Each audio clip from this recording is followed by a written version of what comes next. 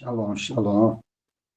Vamos ler 2 Reis 5 e até o capítulo 7, e depois Salmo 87. Naamã, comandante do exército do rei da Síria, era muito respeitado e honrado pelo seu senhor, pois por meio dele o Senhor dera vitória à Síria. Mas esse grande guerreiro ficou leproso. Ora, tropas da Síria haviam atacado Israel e levado cativa uma menina que passou a servir a mulher de Naamã. Um dia ela disse à sua senhora: se o meu senhor procurasse o profeta que está em Samaria, ele o curaria da lepra. Naamã foi contar ao seu senhor o que a menina israelita dissera.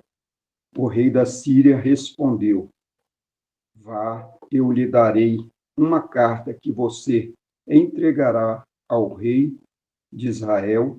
Então Naamã partiu, levando consigo 350 quilos de prata, 72 quilos de ouro e 10 mudas de roupas finas. A carta que levou ao rei de Israel dizia: junto com esta carta estou te enviando o meu oficial Naamã, para que o cures da lepra. Assim que o rei de Israel leu a carta, rasgou as vestes e disse: por acaso sou Deus, capaz de conceder vida ou morte? Porque este homem me envia alguém para que eu cure da lepra. Vejam como ele procura um motivo para se desentender comigo. Quando Eliseu, o homem de Deus, soube o que o rei de Israel havia rasgado suas vestes, mandou-lhe esta mensagem: por que rasgastes tuas vestes? Envia o homem a mim, e ele saberá que há profeta em Israel. Então Naamã foi com seus cavalos e carros e parou à porta da casa de Eliseu. Eliseu enviou um mensageiro para lhe dizer: vai e lave-se 7 vezes no rio Jordão. Sua pele será restaurada e você ficará purificado. Mas Naamã ficou indignado e saiu dizendo: eu estava certo de que ele sairia para receber-me, invocaria em pé o nome do Senhor, o seu Deus, moveria a mão sobre o lugar afetado e me curaria da lepra.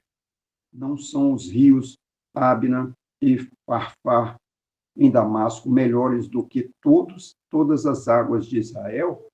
Será que não poderia lavar-me neles e ser purificado? E foi embora dali furioso. Mas os seus servos lhe disseram: meu pai, se o profeta lhe tivesse pedido alguma coisa difícil, o senhor não faria? Quanto mais quando ele apenas lhe diz que se lave 7 e será purificado. Assim, ele desceu ao Jordão, mergulhou 7 vezes, conforme a ordem do homem de Deus, e foi purificado. Sua pele tornou-se como a de uma criança. Então Naamã e toda a sua comitiva voltaram à casa do homem de Deus. Ao chegar diante do profeta Naamã, lhe disse: agora sei que não há Deus em nenhum outro lugar senão em Israel. Por favor, aceite um presente do teu servo. O profeta respondeu: juro pelo nome do Senhor, a quem sirvo, que nada aceitarei. Embora Naamã insistisse, ele recusou. E disse Naamã: já que não aceitas o presente, ao menos permite que eu leve 2 mulas carregadas de terra, pois teu servo nunca mais fará holocaustos e sacrifícios a nenhum outro Deus, senão ao Senhor. Mas que o Senhor me perdoe por uma única coisa: quando meu Senhor vai adorar no templo de Rimon, eu também tenho que me ajoelhar ali. pois ele se apoia em meu braço, que o Senhor perdoe o teu servo por isso. Disse Eliseu: vai em paz. Quando Naamã já estava a certa distância, Geazi, servo de Eliseu, o homem de Deus, pensou: meu senhor foi bom demais para Naamã, aquele arameu, não aceitando o que ele lhe ofereceu. Juro pelo nome do Senhor que correrei atrás dele para ver se ganho alguma coisa. Então Geazi correu para alcançar Naamã, que, vendo-o se aproximar, desceu da carruagem para encontrá-lo. E perguntou: está tudo bem? Geazi respondeu: sim, tudo bem. Mas o meu senhor enviou-me para dizer que 2 jovens discípulos dos profetas acabaram de chegar, vindos dos montes de Efraim. Por favor, dá-lhes 35 quilos de prata e 2 mudas de roupas finas. Claro, respondeu Naamã, leve 70 quilos, e insistiu com Geazi para que os aceitasse e colocou 70 quilos de prata em 2 sacolas com as 2 mudas de roupas, entregando tudo a 2 de seus servos, os quais foram à frente de Geazi, levando as sacolas. Quando Geazi chegou à colina onde morava, pegou as sacolas das mãos dos servos e as guardou em casa. Mandou os homens de volta a eles, partiram. Depois entrou e apresentou-se ao seu senhor Eliseu. E este perguntou: onde você esteve, Geazi? Geazi respondeu: teu servo não foi a lugar algum. Mas Eliseu lhe disse: você acha que eu não estava com você em espírito quando o homem desceu da carruagem para encontrar-se com você? Este não era o momento de aceitar prata, nem roupas, nem de cobiçar olivais, vinhas, ovelhas, bois, servos e servas. Por isso, a lepra de Naamã atingirá você e os seus descendentes para sempre. Então Geazi saiu da presença de Eliseu, já leproso, parecendo neve. Capítulo 6. Os discípulos dos profetas disseram a Eliseu: como vês o lugar onde nos reunimos contigo? É pequeno demais para nós. Vamos ao Rio Jordão, onde cada um de nós poderá cortar um tronco para construirmos ali um lugar de reuniões. Eliseu disse: podem ir. Então um deles perguntou: não gostarias de ir com os teus servos? Sim, ele respondeu, e foi com eles. Foram ao Jordão e começaram a derrubar árvores. Quando um deles estava cortando um tronco, o ferro do machado caiu na água e ele gritou: ah, meu senhor, era emprestado. O homem de Deus perguntou: onde caiu? Quando o homem lhe mostrou o lugar, Eliseu cortou um galho e jogou-o ali, fazendo o ferro flutuar, e disse: pegue-o. O homem esticou o braço e o pegou. Ora, o rei da Síria estava em guerra contra Israel. Depois de reunir-se com os seus conselheiros, disse: montarei o meu acampamento em tal lugar. Mas o homem de Deus mandava uma mensagem ao rei de Israel: evite passar por tal lugar, pois os arameus estão descendo para lá. Assim o rei de Israel investigará o lugar indicado pelo homem de Deus.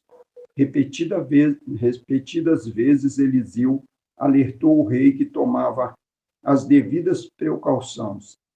Isso enfureceu o rei da Síria e que, convocando seus conselheiros, perguntou-lhes: vocês não apontarão qual dos nossos está do lado do rei de Israel? Respondeu um dos conselheiros: nenhum de nós, majestade. É Eliseu, o profeta, que está em Israel. que revela ao rei de Israel até as palavras que tu falas em teu quarto, ordenou o rei. Descubram onde ele está, para que eu mande capturá-lo. Quando lhe informaram que o profeta estava em Dotã, ele enviou para lá uma grande tropa com cavalos e carros de guerra. Eles chegaram de noite e cercaram a cidade. O servo do homem de Deus levantou-se bem cedo pela manhã, e quando saía, viu que uma tropa com cavalos e carros de guerra havia cercado a cidade. Então ele exclamou: Ah, meu senhor, o que faremos? O profeta respondeu: Não tenha medo. Aqueles que estão conosco são mais numerosos do que eles. E Eliseu orou: Senhor, abre os olhos dele para que veja. Então o Senhor abriu os olhos do rapaz, que olhou e viu as colinas cheias de cavalos e carros de fogo ao redor de Eliseu. Quando os arameus desceram na direção de Eliseu, ele orou ao Senhor: Fere estes homens de cegueira. Então ele os feriu de cegueira, conforme Eliseu havia pedido. Eliseu lhe disse: Este não é o caminho, nem esta é a cidade que procuram. Sigam-me, e eu os levarei ao homem que vocês estão procurando. E os guiou até a cidade de Samaria. Assim que entraram na cidade, Eliseu disse: Senhor, abre os olhos destes homens, para que possam ver. Então o Senhor abriu-lhes os olhos, e viram que estavam dentro de Samaria. Quando o rei de Israel os viu, perguntou a Eliseu: Devo matá-los, meu pai? Devo matá-los? E ele respondeu: Não, o rei costuma matar prisioneiros que captura com a espada e o arco. Ordena que lhes sirvam comida e bebida e deixe que voltem ao seu senhor. Então o rei preparou-lhes um grande banquete e, terminando eles de comer e beber, mandou-os de volta para o seu senhor. Assim as tropas da Síria pararam de invadir o território de Israel. Algum tempo depois, Ben-Hadad, rei da Síria, mobilizou todo o seu exército e cercou Samaria. O cerco durou tanto e causou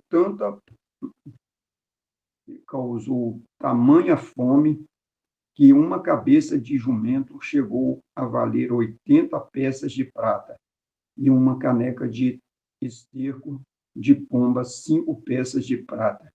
Um dia, quando o rei de Israel inspecionava os muros da cidade, uma mulher gritou para ele: Socorro, majestade. O rei respondeu: Se o Senhor não o socorrer, como poderei ajudá-lo? Acaso há trigo na eira ou vinho no tanque de prensar uvas? Contudo, ele perguntou: Qual é o problema? Ele respondeu: Esta mulher me disse: Vamos comer o seu filho hoje e amanhã comeremos o meu. Então, cozinhamos o meu filho e o comemos. No dia seguinte, eu disse a ela que era a vez de comermos o seu filho, mas ela o havia escondido. Quando o rei ouviu as palavras da mulher, rasgou as próprias vestes. Como estava sobre os muros, o povo viu que ele estava usando pano de saco por baixo, junto ao corpo. Ele lhe disse: Deus me castigue com todo o rigor, se a cabeça de Eliseu, filho de Safate, continuar hoje sobre os seus ombros. Ora, Eliseu estava sentado em sua casa, reunido com as autoridades de Israel. O rei havia mandado um mensageiro à sua frente, mas antes que ele chegasse, Eliseu disse às autoridades: Aquele assassino mandou alguém para cortar minha cabeça. Aquele assassino mandou alguém para cortar minha cabeça? Quando o mensageiro chegar, fechem a porta e mantenham-na trancada. Vocês não estão ouvindo os passos do seu senhor que vem atrás dele? Enquanto ainda lhes falava, o mensageiro chegou na mesma hora e o rei disse: esta desgraça vem do Senhor, porque devo ainda ter esperança no Senhor. Capítulo 7. Eliseu respondeu: ouçam a palavra do Senhor. Assim diz o Senhor: amanhã, por volta desta hora, na porta de Samaria, tanto uma medida de farinha como 2 medidas de cevada serão vendidas por uma peça de prata. O oficial em cujo braço o rei estava se apoiando disse ao homem de Deus: ainda que o Senhor abrisse as comportas do céu, será que isso poderia acontecer?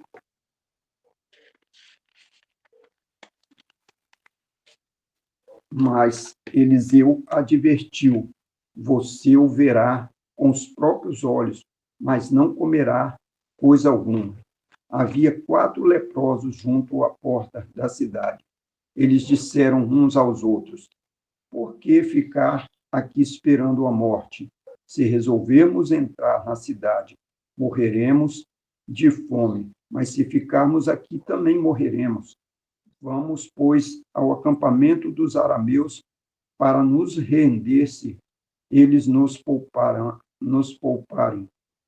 Se eles nos pouparem, viveremos; se nos matarem, morreremos.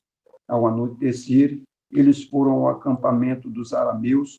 Quando chegaram às imediações do acampamento, viram que não havia ninguém ali, pois o Senhor tinha feito os arameus ouvirem o ruído de um grande exército com cavalos e carros de guerra, de modo que disseram uns aos outros: ouçam, o rei de Israel contratou os reis dos hititas e dos egípcios para nos atacar. Então, para salvar sua vida, fugiram ao anoitecer, abandonando tendas, cavalos e jumentos, deixando o acampamento como estava.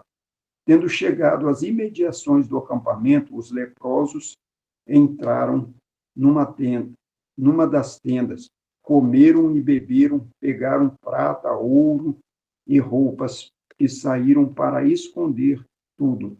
Depois voltaram e entraram noutra tenda, pegaram o que quiseram e esconderam isso também. Então disseram uns aos outros: não estamos agindo certo. Este é um dia de boas notícias e não podemos ficar calados. Se esperarmos até o amanhecer, seremos castigados. Vamos imediatamente contar tudo no palácio do rei. Então foram chamar as sentinelas da porta da cidade. Eles contaram: entramos no acampamento do arameu e não vimos nem ouvimos ninguém. Havia apenas cavalos e jumentos amarrados e tendas abandonadas. As sentinelas da porta proclamaram a notícia e ela foi anunciada dentro do palácio. O rei se levantou de noite e disse aos seus conselheiros: eu lhes explicarei o que os arameus planejaram. Como sabem que estamos passando fome. Deixaram o acampamento e esconderam no campo, pensando: com certeza eles sairão e então os pegaremos vivos e entraremos na cidade. Um dos seus conselheiros respondeu: manda que alguns dos homens apanhem 5 dos cavalos que restam na cidade. O destino desses homens será o mesmo de todos os israelitas que ficarem, sim, com toda esta multidão condenada. Por isso, vamos enviá-los para descobrir o que aconteceu. Assim que prepararam 2 carros de guerra com cavalos, o rei os enviou atrás do exército arameu, ordenando aos condutores: vão e descubram o que aconteceu. Eles seguiram as pegadas do exército até o Jordão, onde encontraram todo o caminho cheio de roupas e armas que os arameus haviam deixado para trás. Enquanto fugiam, os mensageiros voltaram e relataram tudo ao rei. Então o povo saiu e saqueou o acampamento dos arameus. Assim, tanto uma medida de farinha como 2 medidas de cevada passaram a ser vendidas por uma peça de prata, conforme o Senhor tinha dito. Ora, o rei havia posto o oficial em cujo braço tinha se apoiado como encarregado da porta da cidade. Mas quando o povo saiu, atropelou junto à porta e ele morreu, conforme o homem de Deus havia predito. Quando o rei foi à sua casa, aconteceu conforme o homem de Deus dissera ao rei. Amanhã, por volta desta hora, na porta de Samaria, tanto uma medida de farinha como 2 medidas de cevada serão vendidas por uma peça de prata. O oficial tinha contestado o homem de Deus, perguntando: ainda que o Senhor abrisse as comportas do céu, será que isso poderia acontecer? O homem de Deus havia respondido: você verá com seus próprios olhos, mas não comerá coisa alguma. E foi exatamente isso que lhe aconteceu, pois o povo pisoteou junto à porta da cidade e ele morreu. Amém. Vamos para Salmos 87.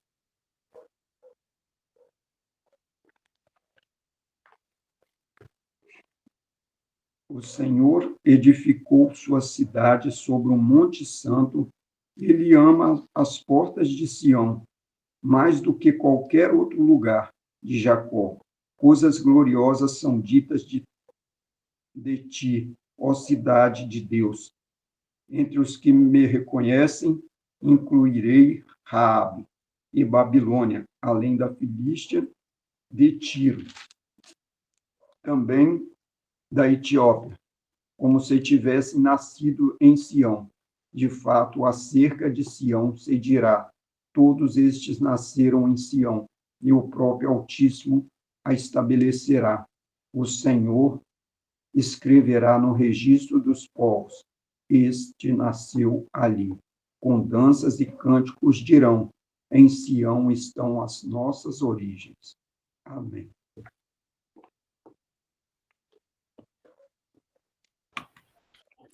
Amém, glória a Deus. Obrigada, querido Daniel. A porção de hoje muito forte, em vários aspectos, em vários trechos. Nós vamos começar por Naamã. A cura de Naamã.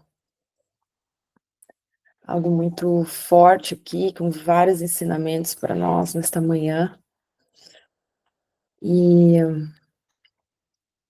é algo tão rico de detalhes, né? Essa passagem.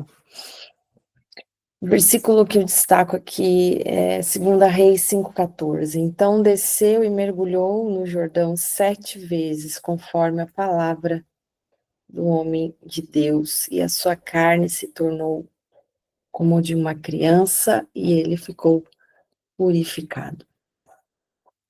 A gente vê aqui que Naamã, ele tinha um posto, né, de autoridade.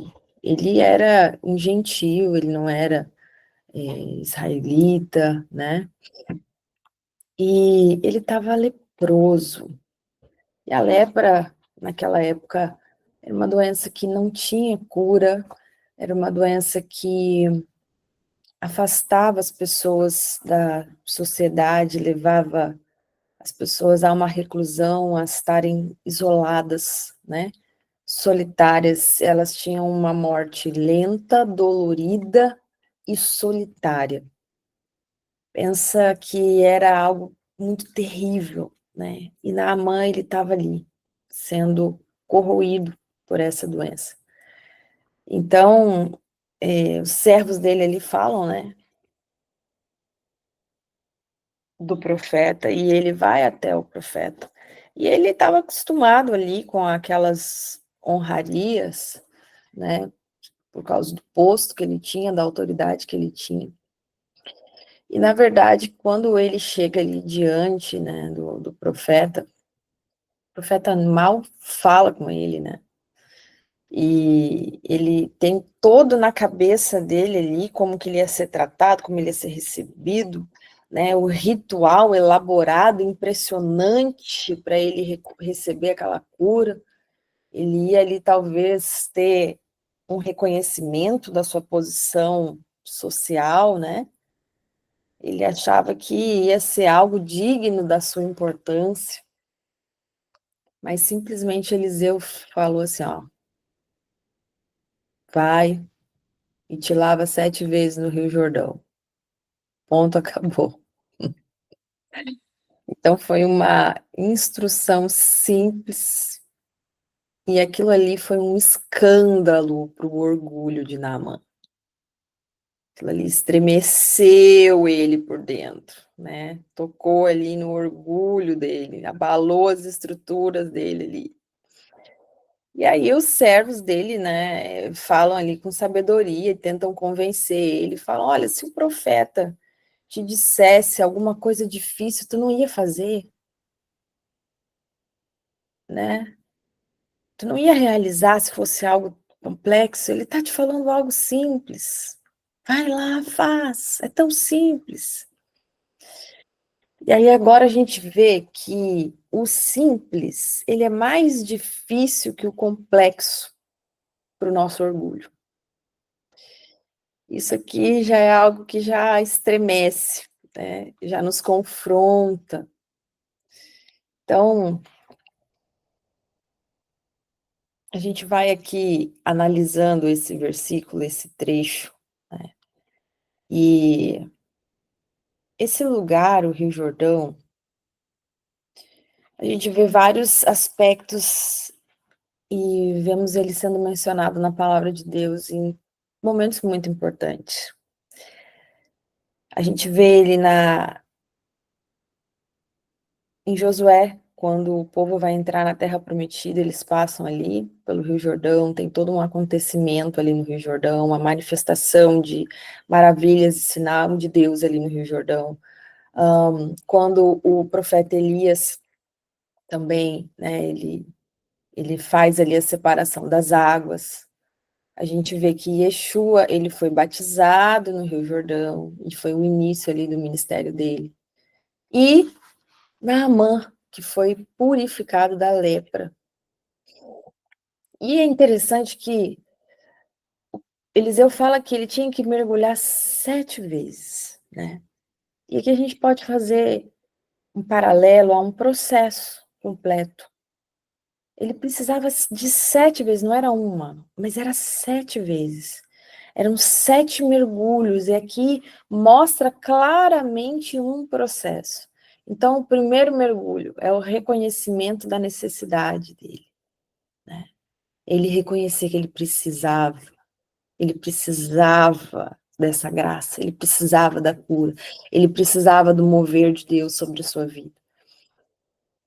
Ele precisava de algo que estava além da sua capacidade, estava além da sua posição social, da sua autoridade, estava além das suas forças, das suas possibilidades. Ele é o reconhecimento da necessidade que ele tinha, que só algo muito maior e mais poderoso que ele poderia realizar por ele. O segundo mergulho aqui é a necessidade do abandono do orgulho, né? Ele precisava abandonar o orgulho dele.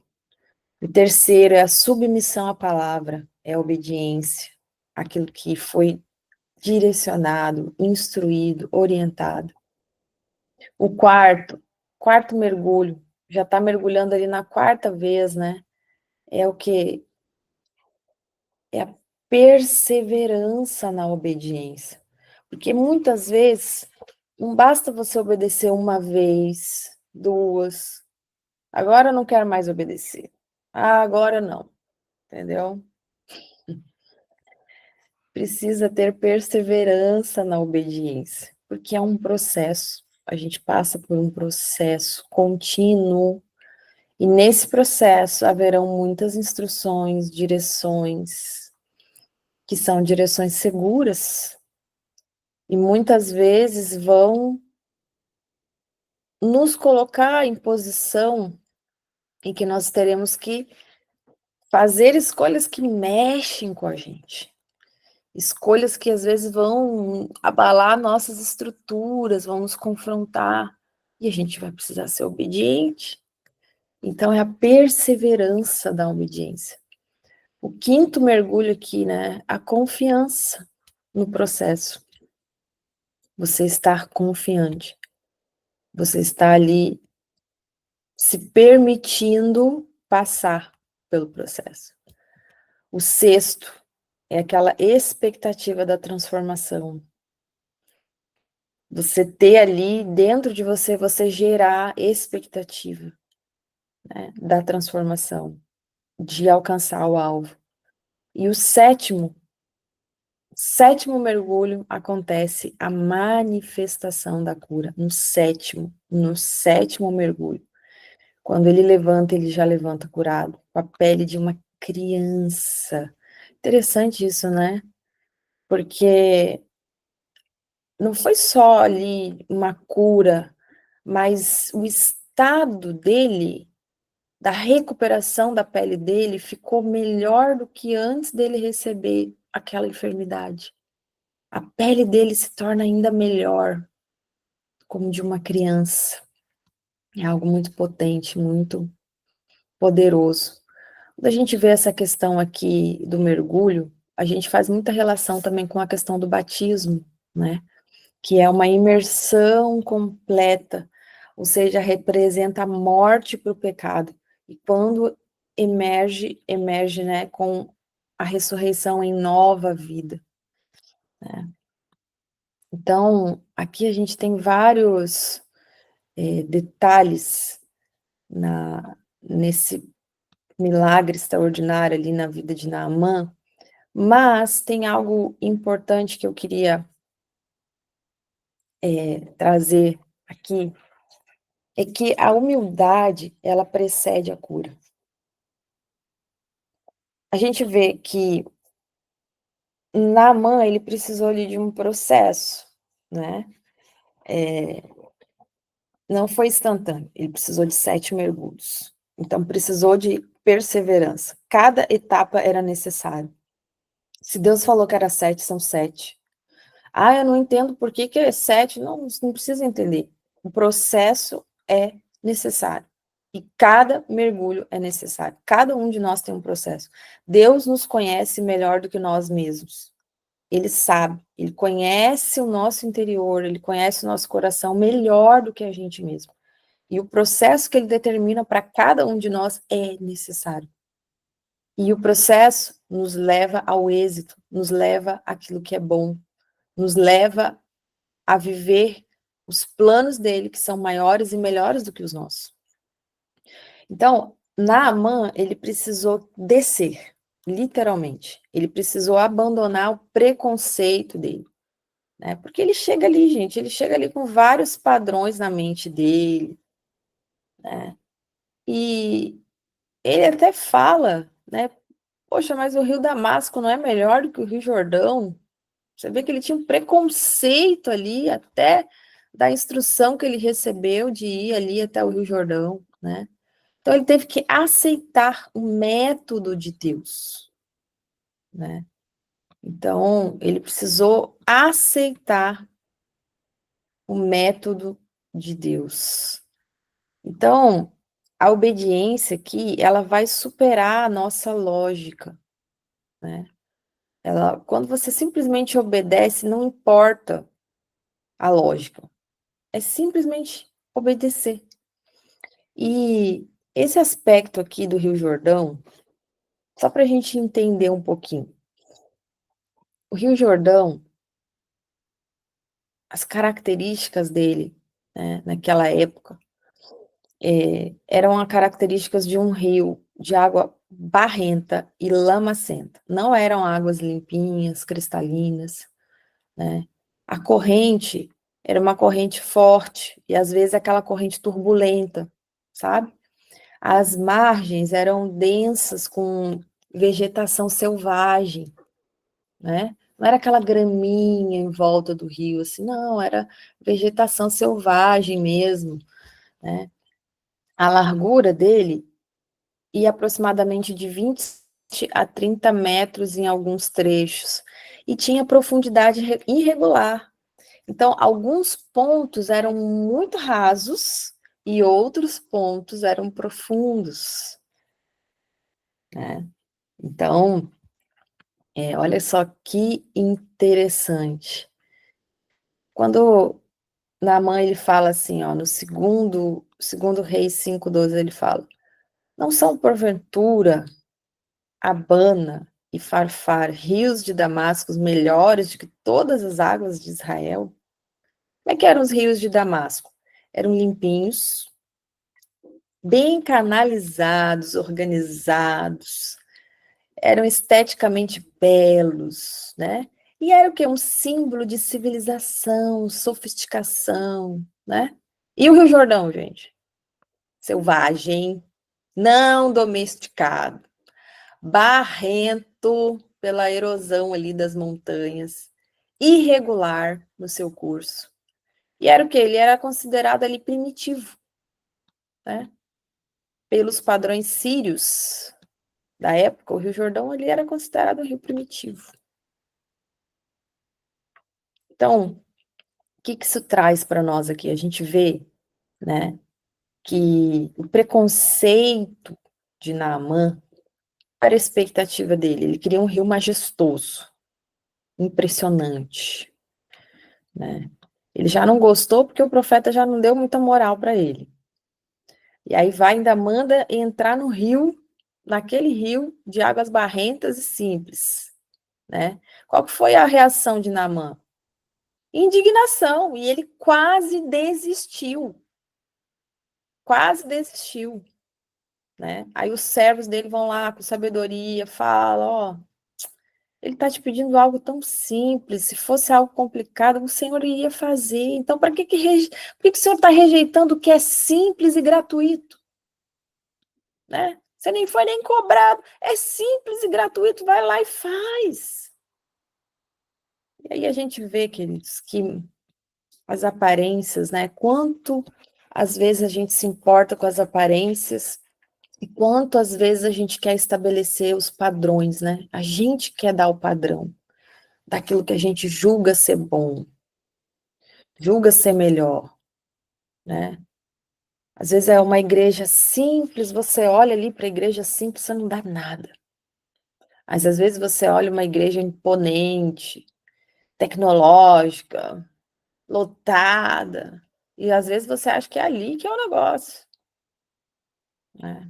Às vezes você entra ali numa igreja simples e você não dá nada, você não dá nada. Mas muitas vezes ali é o poder de Deus que vai realizar o extraordinário, né? Quantas vezes Deus já te constrangeu assim, dessa forma, né? De você às vezes subestimar uma pessoa simples e você receber uma palavra poderosa. Às vezes você olhar para aquela pessoa, você julgar no seu interior que aquela pessoa não sabe nada, que aquela pessoa é desqualificada, e Deus usar a boca daquela pessoa ali, ó, para te liberar uma palavra que te rasgou por dentro. De às vezes você ir, né, numa conferência, num encontro, num lugar, e você chegar assim, olhando para aquele lugar assim, cheio de preconceito, sabe? Você chegar meio desconfiado, você chegar meio assim, né? O que está acontecendo aí? Né? E ali Deus te rasgar no meio. Deus te tocar profundamente, de você ser constrangido com o poder, com a glória, com a manifestação dele. Então, Deus tem um padrão, né? E a gente precisa identificar qual é o padrão que muitas vezes a gente está querendo impor. Padrão humano é aparência. A gente quer aparência impressionante, né? Qual é o padrão de Deus? É o coração sincero.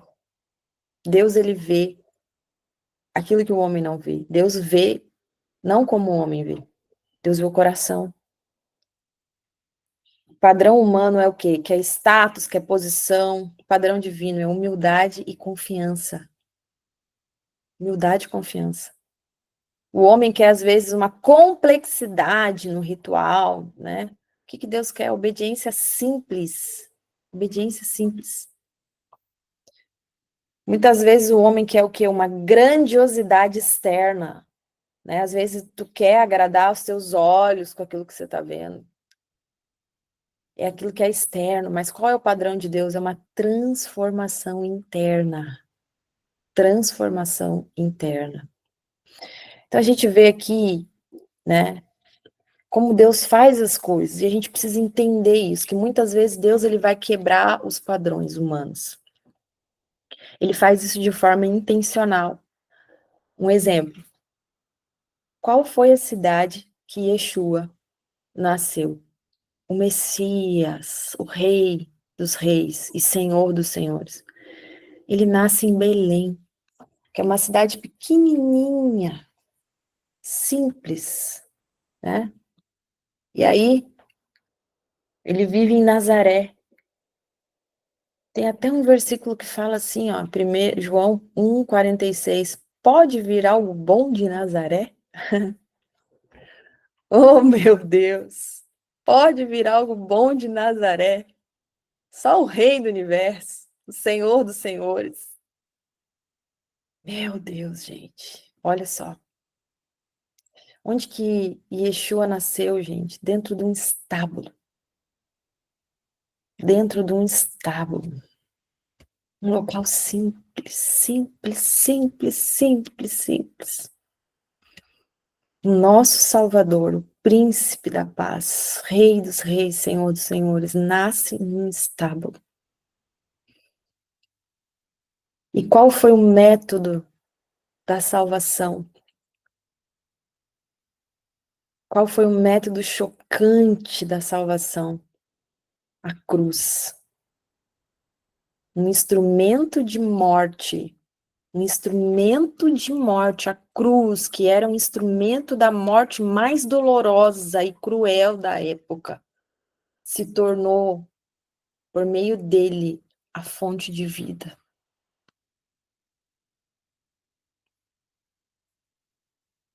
É forte, queridos.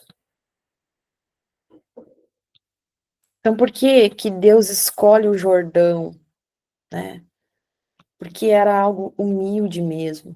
Não impressionava pelas aparências, era acessível, não era exclusivo, né? Então, o poder aqui, gente, a gente precisa entender a lição, que o poder está na palavra e não no meio. O poder está na obediência, e não na forma, e não como, e não aonde, não quem. É a palavra dele, é a direção, e é você se alinhar a essa palavra, é essa fusão, é o liberar da palavra com o seu alinhamento, é essa fusão extraordinária,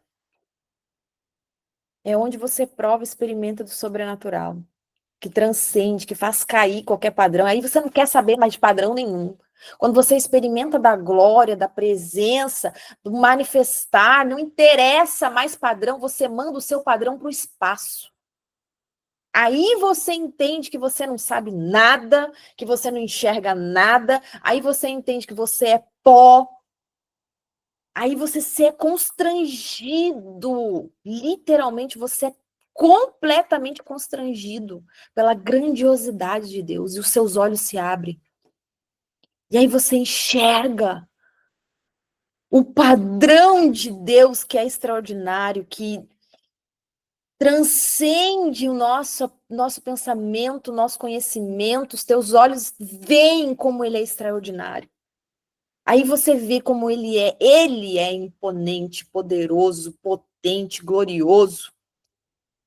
Aí você sai de uma visão, de uma limitação, de uma mentezinha que só olha aqui o natural.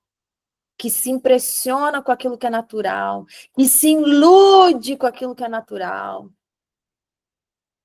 E aí você enxerga o extraordinário de Deus. E aí o milagre acontece.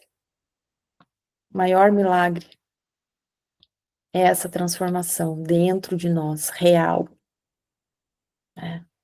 Poderosa, poderosa demais. Então, a gente precisa entender nessa manhã, né? Qual é a nossa tendência natural como seres humanos? O que a gente quer? Sistematizar a graça. A gente quer padronizar os métodos de Deus, a gente quer controlar como ele deve agir. A gente limita a soberania dele nos nossos conceitos. Naamã fez isso, queridos. Ele tinha um roteiro mental prontinho na cabeça dele.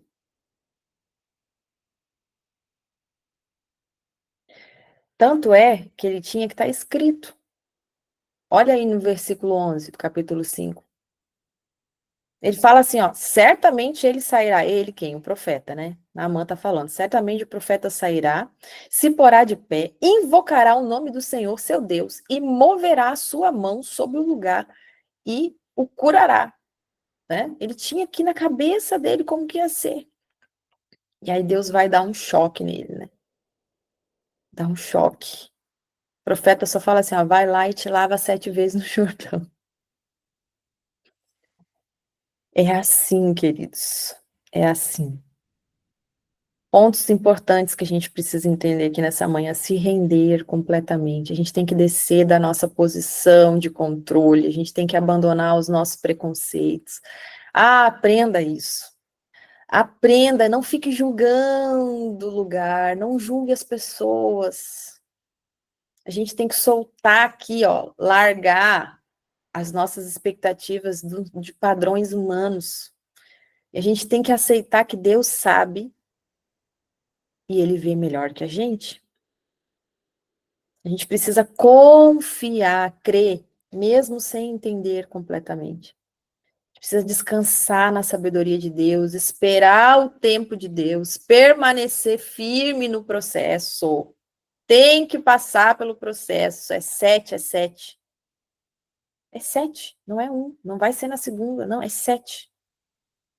Precisa obedecer, ouvir com o coração, agir conforme a orientação.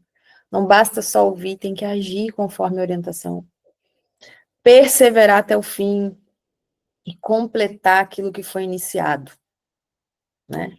Tem muita gente que não consegue completar nada. Começa e para, começa e para.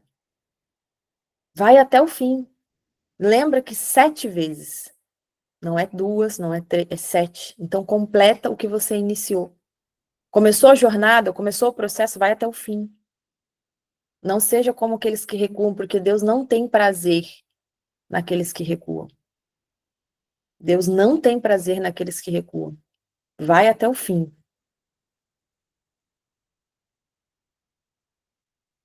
Olha o que a palavra fala em 1 Coríntios 1, 27.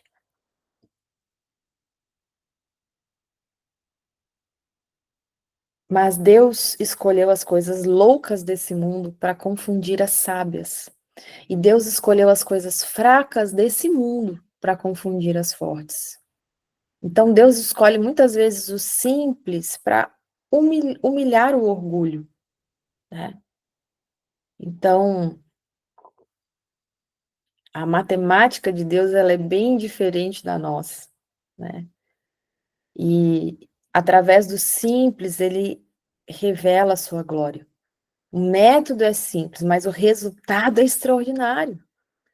A forma, ela é simples, ela é humilde, mas o resultado é glorioso, é sobrenatural, é impactante, é majestoso. O resultado é tremendo.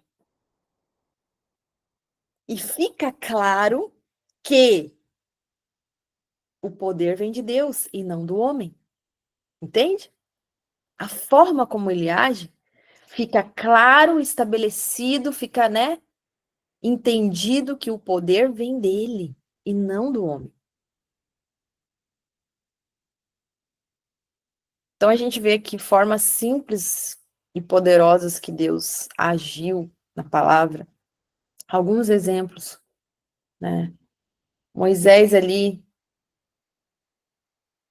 com uma vara simples, ele ergue e o mar divide, né? Josué, como é que foi ali para o povo vencer ali Jericó e as muralhas caíram? O Senhor mandou eles tocarem o chofar e gritar. Com gritos e o toque do chofar, muralhas colossais, estrutura enorme, eram muralhas que até casas ficavam em cima. Não era um muro, um murinho, era uma muralha enorme, fortificada, com gritos. Pensa isso, gritos e o toque do chofar. Aquilo ali veio ao chão. Gideão, com 300, apenas 300 homens, venceram milhares, milhares e milhares de pessoas num exército. 300 homens. Davi, né, com uma pedrinha, derrubou o gigante. A gente vê coisas simples, mas que revelam o que é a manifestação do poder de Deus. Revelam a glória de Deus. A gente vê que várias formas como Yeshua curou, né? Algumas delas, por exemplo, quando ele cospe e pega o barro, curou a cegueira de um homem.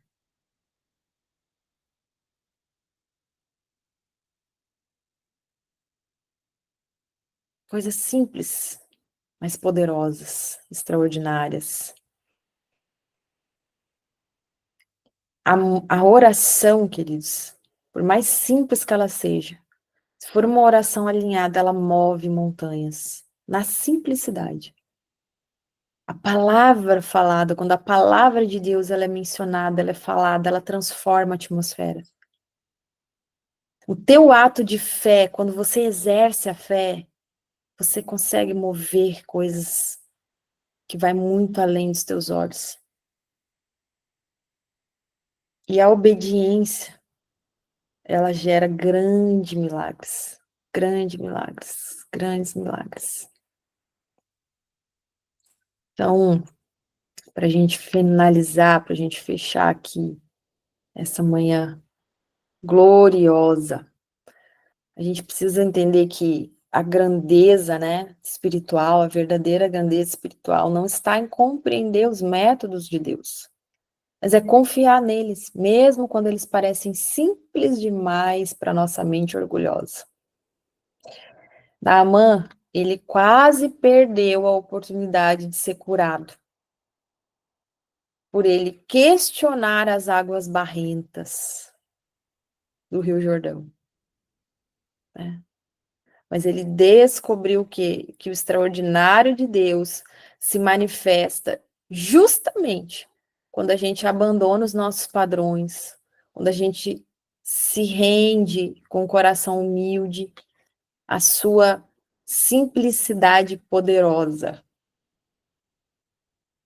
Então, a graça não precisa fazer sentido para você, não precisa ter lógica para você. Ela só precisa encontrar um coração disposto a obedecer sem reservas. É só isso. É só isso. Amém? Glória a Deus. Aleluia. A gente vê no capítulo 6 algo tão poderoso, quando Eliseu pede para Deus abrir os olhos do menino, para que ele enxergasse, né, quem estava ali com eles diante daquela ameaça ali de um exército sírio que estava ali para atacar, né? O menino estava desesperado ali. Mas quando Eliseu pede para ele abrir os olhos, né, ele vai falar assim, ó, não temas, porque são mais os que estão conosco do que os que estão com eles. E aí ele pede para Deus abrir os olhos. Então, completa aqui, né, um pouco esse trecho de Naamã, esse capítulo 6, ele vai expandir, vai trazer ainda mais o sobrenatural de Deus, mas uma coisa que me chama atenção aqui é que muitas vezes a gente não enxerga o extraordinário de Deus. A nossa visão ela é muito limitada. A gente quer estabelecer padrões e a gente não consegue enxergar coisas tão grandiosas do reino de Deus. E Eliseu aqui, ele pede para Deus abrir os olhos daquele jovem, né? E quando ele abre os olhos, o menino viu que o monte onde eles estavam estava tomado de cavalos e carros de fogo. Então, assim, Eliseu estava tranquilo, porque ele olhou e ele via, ele enxergava, ele via a manifestação de Deus, ele via os anjos que estavam ali, ele via aquilo que a maioria não via, né? Profeta com visão aberta. E o menino que estava ali só enxergava o natural, só via o quê? O exército sírio. Ele via só a realidade natural ali, né? E aí aquilo ali trouxe o quê? Temor para ele. Então, a gente precisa entender que existem duas dimensões de realidade. E aqui muda tudo, queridos. Existem, isso é básico. Isso é básico. Primeiro que você tem que entender que você é corpo, alma e espírito, certo? Então, o teu espírito, né, é a essência do fôlego da vida que Deus soprou em ti. E Deus é espírito. Então, a nossa primeira realidade é espiritual. Nós somos seres espirituais. Nós não somos seres apenas naturais, carnais. Nós temos um espírito. E existe uma dimensão espiritual. Isso é básico. Então, a gente precisa ter isso claro definido na nossa mente. Isso não precisa ser uma coisa mais, não, isso é normal. Você precisa entender isso. Tem duas dimensões de realidade. A dimensão física, que é visível, certo? Ali, o que o menino vê? A dimensão física, o exército sírio cercando, ele vê as armas, ele vê os cavalos de guerra, ele vê ali uma aparente superioridade numérica, né? Parecia aos olhos naturais dele que os sírios eram muito maiores em números. E ele viu que é uma situação humanamente impossível de vencer. É isso que ele via, era a dimensão física. Agora, qual que era a dimensão espiritual, invisível, tá? E o menino não tinha autorização de Deus para poder enxergar, mas o profeta estava vendo. Qual era a realidade da dimensão espiritual? Um exército celestial em formação, em prontidão. Cavalos e carros de fogo. Pensa aí agora. Traz agora aqui na sua mente e começa a ver isso aqui que a palavra descreve. Ele vê anjos guerreiros posicionados. E ele vê que a proteção divina manifesta.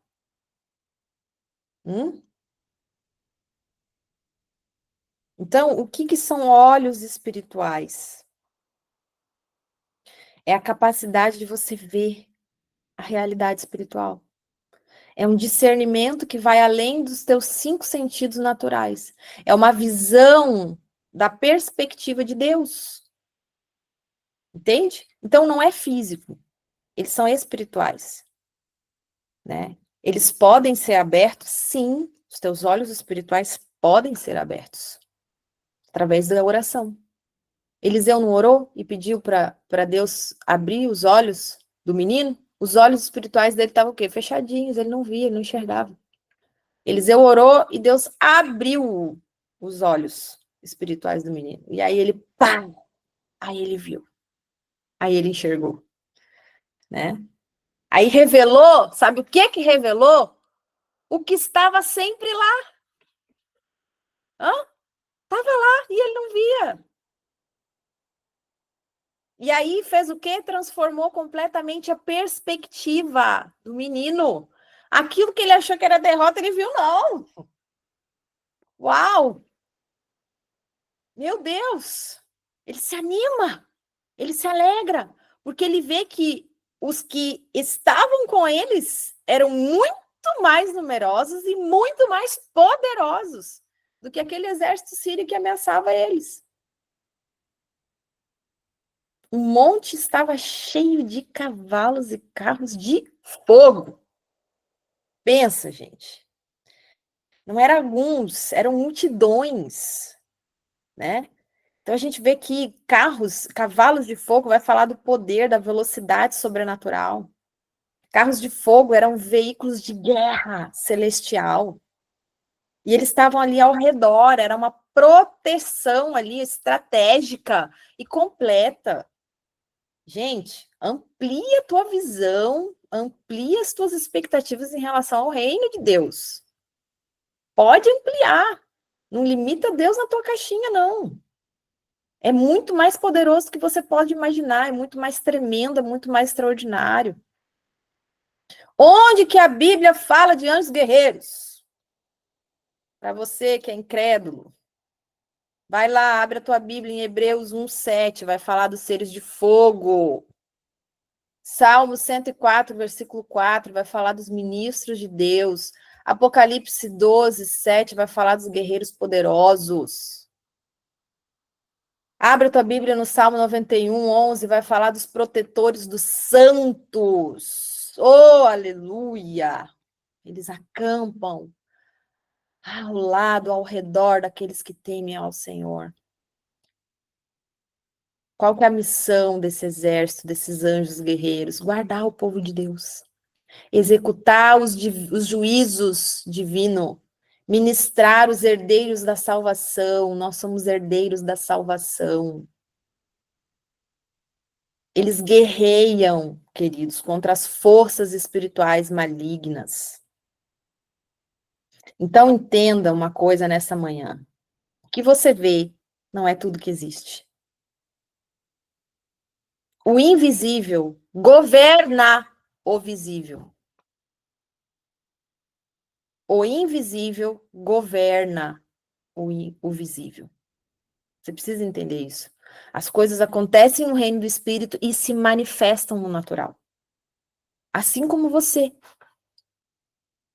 Deus te criou no reino espiritual e você manifestou no reino natural.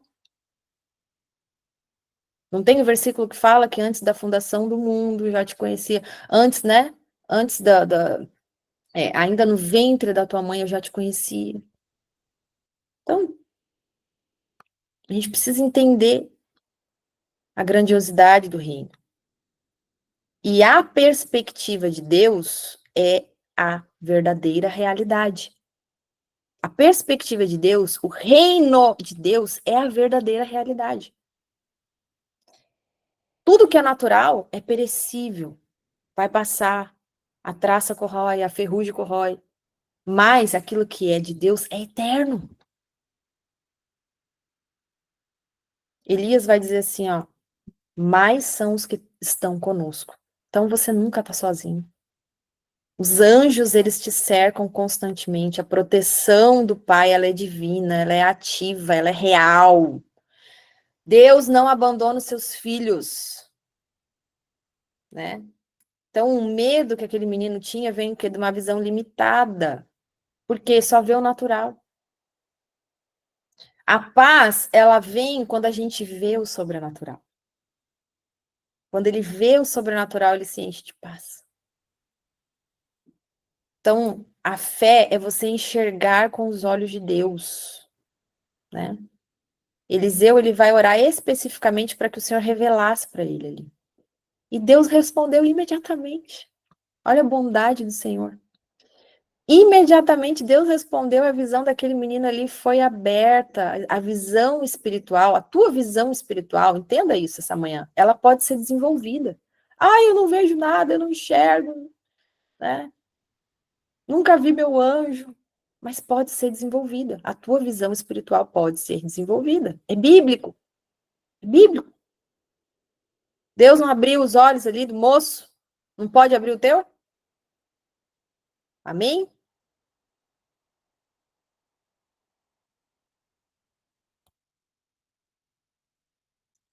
Vamos falar mais um pouquinho sobre anjos? Hoje é feriado, né, gente? Quem quiser pode sair, tá? Ô, glória! Hoje é feriado. Então vamos lá.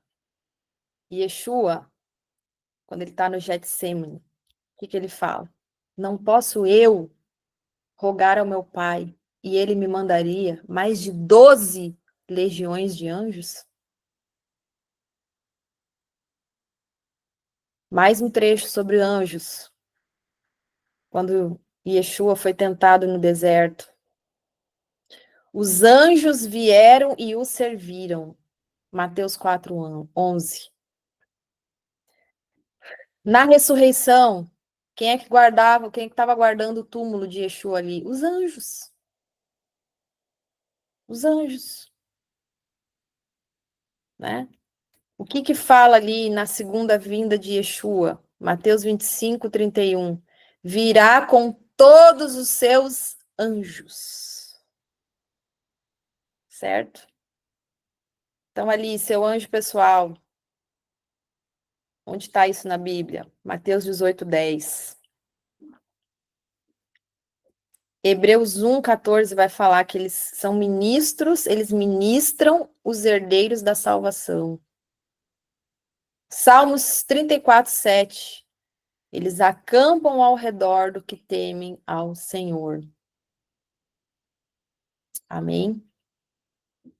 Então, você quer desenvolver a sua visão espiritual para sair de um padrão natural de enxergar as coisas e começar a enxergar as coisas num outro nível? Começa a orar hoje. Começa a buscar a face de Deus. Pedir para que Ele abra os teus olhos. Começa a meditar na palavra dEle. Medite na palavra dEle como um compromisso disciplinado para que você renove a sua mente. Faça jejum para você aguçar a sua sensibilidade espiritual, porque o jejum mata a carne. Quando você mata a carne, a sua sensibilidade espiritual ela aumenta. Faça jejum, né? E adore ao Senhor. Adore, entre na presença com adoração ao Senhor. Né? Tenha algumas atitudes no seu coração que é de humildade para você reconhecer sua limitação. Para você entender que você não enxerga tudo. Para você abandonar os seus padrões, né? Para você receber o quê? Fé, para você crer no invisível. Tenha expectativas altas em relação ao reino de Deus, porque ele é extraordinário, muito mais do que a gente pode imaginar. E a gente precisa ter o quê? Obediência à voz do Espírito. Obediência à voz do Espírito. Então, um ponto aqui que a gente precisa entender para a gente fechar agora. Agora a gente fecha. A gente vê que essa história aqui do servo de Eliseu, né, ensina para nós que a realidade espiritual ela é muito mais vasta, ampla. Ela é muito maior e muito mais poderosa de qualquer situação física que a gente enfrenta. Isso serve tanto para Naamã, que a visão dele estava totalmente limitada daquilo que Deus ia fazer, e na história aqui do servo de Eliseu. E em relação aqui ao servo de Eliseu, os exércitos celestiais, eles não apareceram quando Eliseu orou, eles já estavam lá. Olha como é forte isso. Eles já estavam lá. A oração de Eliseu apenas abriu os olhos para que o menino visse o que sempre existiu. Esse é o ponto dessa manhã. O menino estava lá, a situação estava com medo, estava tenso, estava sofrendo, tal. Mas os anjos estavam lá. Estavam lá. Eliseu apenas pediu para que Deus abrisse os olhos dele. E ele viu o que sempre existiu, o que estava ali. Entende? Então, nesse exato momento, nesse momento agora, há anjos de Deus ao teu redor, te cobrindo. Há exércitos celestiais de Deus que estão posicionados para a tua proteção. Entende? A questão aqui não é você, se você acredita ou não. Eles existem, eles são. Eles estão. O ponto é você pedir para Deus abrir os teus olhos, para que você veja. Amém? Para que você veja. Glória a Deus, aleluia. Ô, gente, começamos bem esse feriado, hein? Ô, aleluia, já dá um glória aí. Meu Deus. Que o Senhor abençoe a tua vida, em nome de Yeshua HaMashiach, e estamos juntos aqui, firmes e fortes no propósito, para a glória de Deus. Shalom, shalom, bom dia, até amanhã.